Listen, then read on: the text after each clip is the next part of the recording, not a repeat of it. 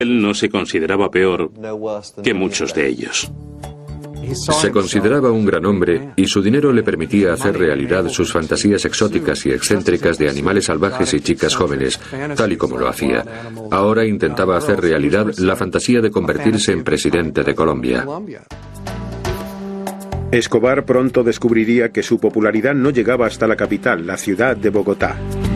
Como tantos de los que se crean para una elección. El candidato a la presidencia, Luis Galán, denunció los lazos de Escobar con el negocio de la cocaína, y el ministro de Justicia, Rodrigo Lara Bonilla, inició medidas enérgicas contra las contribuciones electorales provenientes de las drogas.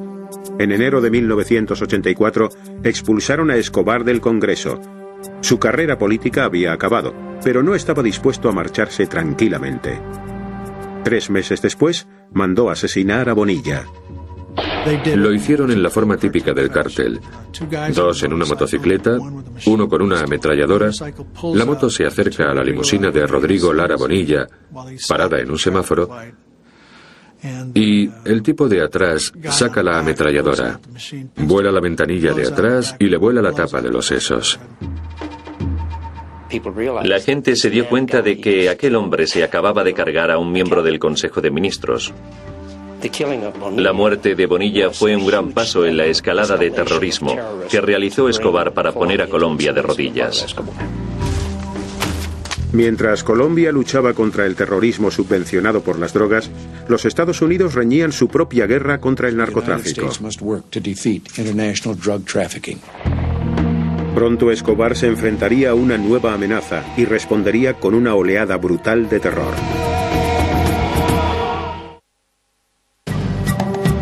A mediados de la década de los 80, el imperio de la cocaína de Pablo Escobar tenía sida por la garganta a la nación colombiana.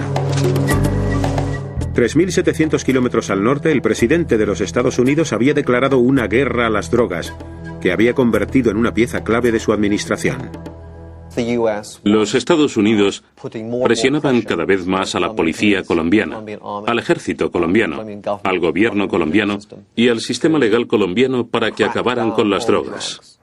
El gobierno de Colombia accedió a permitir que los Estados Unidos extraditaran a traficantes colombianos que enviaban drogas a Norteamérica.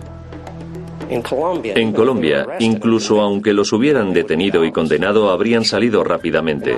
Y no solo eso, también hubieran podido dirigir sus organizaciones mientras estaban en prisión. Sabían que no podrían comprar su camino a la victoria o a la libertad de los Estados Unidos, y que si los arrastraban ante un jurado norteamericano, los juzgarían y condenarían y los meterían en una auténtica cárcel, y eso acabaría con su negocio. Tenían una máxima que rezaba: mejor una tumba en Colombia que una celda en los Estados Unidos.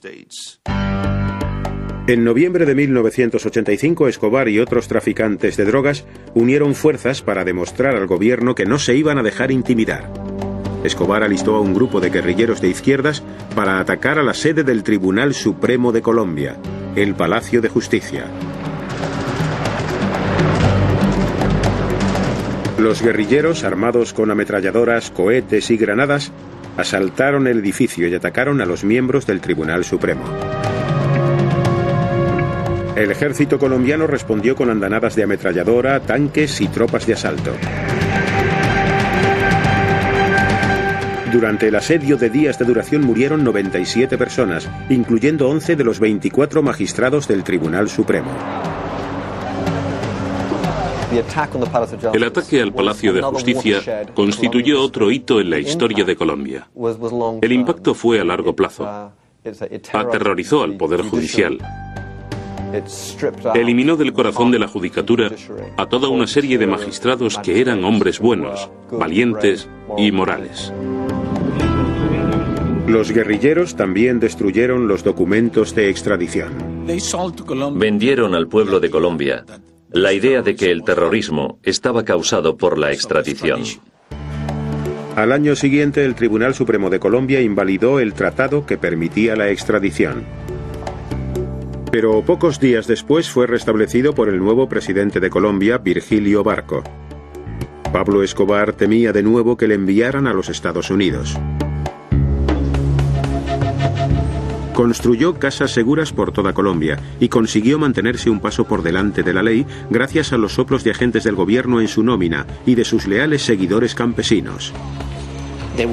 Alertaban a Escobar tan pronto como veían un helicóptero.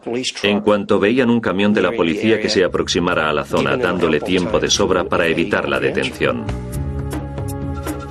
Recuerdo una vez que había 2 helicópteros volando sobre el edificio buscándole. Mientras que cualquier otra persona habría salido corriendo del edificio presa del pánico, Pablo no salió hasta que se peinó y se afeitó. Después de más de 3 años de fuga, Escobar intentó cerrar un trato con el gobierno colombiano en 1989. Se entregaría con una condición: que no le extraditarían a Estados Unidos. El gobierno rehusó. Pablo no estaba dispuesto a aceptar aquella respuesta. El 18 de agosto, el candidato favorito a la presidencia, Luis Galán, iba a hablar en un mitin político de la campaña electoral. Luis Carlos Galán era probablemente lo que yo llamo el Kennedy colombiano. El pueblo le quería. Estaba en contra de las drogas, a favor de la extradición. Y eso es lo que tenía permanentemente preocupado a Escobar, la extradición. Justo cuando Galán iba a dirigirse a la multitud, le mató uno de los pistoleros de Escobar. El asesinato conmocionó al país. La gente de Colombia reaccionó de la misma forma que lo hubiera hecho la de los Estados Unidos. Un candidato muy popular a la presidencia había sido asesinado y se sabía quién era el responsable. Se comenzaba a considerar a aquella persona no solo un criminal o proscrito, sino literalmente un enemigo del Estado. Además, la campaña de terror de Escobar no había terminado. 3 meses después, el 27 de noviembre, hizo introducir una bomba clandestinamente en un avión de pasajeros de Avianca. El sucesor de Luis Galán, el candidato a la presidencia César Gaviria, debía viajar en ese vuelo. 3 minutos después del despegue de Bogotá, el aparato estalló y murieron las 107 personas que iban a bordo. Resultó que Gaviria ni siquiera volaba en el avión. Se habían cometido tantos actos de terrorismo que se trataba tan solo de una más de aquellas muchas cosas que ocurrían y que no tenían explicación, porque en la mayoría de los casos no decían fuimos nosotros, simplemente lo hacían. Puede que Pablo fuera un monstruo en muchos aspectos, pero no era estúpido y no estaba loco. Tenía muy bien pensado lo que hacía. Para Pablo Escobar, su supervivencia dependía de su capacidad de aterrorizar. Y para aterrorizar, tenía que cometer actos abominables. Se volvió cada vez más inmune a cualquier sentido del valor de la vida humana. A finales de la década, Pablo Escobar había originado una epidemia de violencia que estaba arrasando Colombia. Tan solo en Medellín había más de 200 asesinatos cada fin de semana. Y entre tanto, el imperio de la droga de Escobar seguía prosperando. En 1990, la revista Forbes señaló al narcoterrorista de 40 años como una de las personas más ricas del mundo, con un valor de aproximadamente $3.000 millones. Pero también había otra lista: los narcotraficantes más buscados de Estados Unidos. Pablo Escobar se enfrentaría pronto a una unidad militar de élite creada con un solo objetivo: cazarle.